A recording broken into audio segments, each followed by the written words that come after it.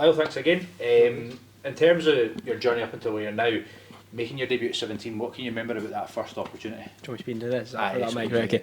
Yeah, well, to be honest, it's been quite a long time since I made my debut, but my career's been a bit different, obviously. When I made my first debut, it was away to Dunfermline, and I had an absolute shocker. So I got taken off at half-time. I gave away the ball for their second goal, and we ended up getting beat 2-0. So, to be honest, my debut is probably my least favourite memory as a football player, which probably isn't the same for a lot of people. So, it's not been easy.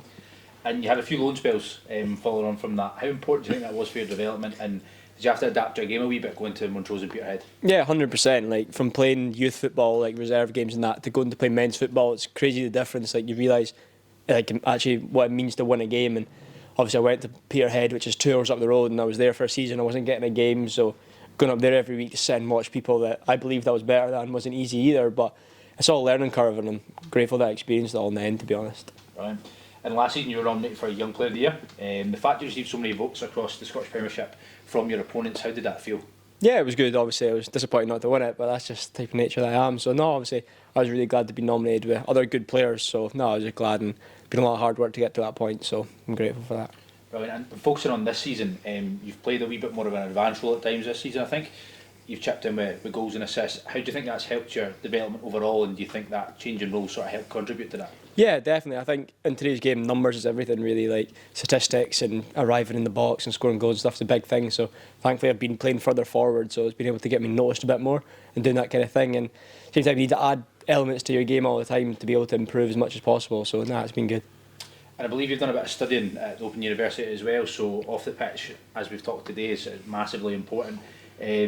So what was your motivation behind that, and how's that studying been alongside football? Yeah, it's been good. Obviously, I was going into my last year of my contract at Dundee, and I was up at Peterhead, so obviously I didn't know what was going to be happening. I wasn't really expecting to get another contract, to be honest. So I enrolled myself in a maths and economics course at the Open University, just to, in case it didn't work out, I didn't get that new contract. So just something to fall back on. So, and then thankfully I did get a new contract and kind of kicked on from there. But it's always good. Obviously, I don't know what you guys have been speaking about today, but it's to have something to fall back on and do a course with the PFA and that kind of thing, because you never know if you'll need it or not.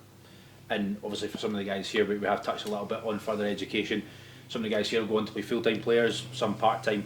For yourself, often when I speak to players, I hear about that they like to have something to focus off the pitch, and sometimes that can help them perform a bit better as well, just having that focus when you go home from football. You're not thinking about football all the time. Do you find that helps you? Yeah, definitely. It really takes your mind off it, and I feel like it might sound stupid, but when you're working your brain mentally, it helps yourself like physically as well, and I feel like that was beneficial for me. And there's a few boys in our team who are doing like courses through the PFA and that kind of thing, and all kind of say the same thing. Like, actually might sound stupid, but like it benefits your performance as well at the weekend because your mind's sharp or whatever. I don't really know the science behind it, but definitely feels like it helps.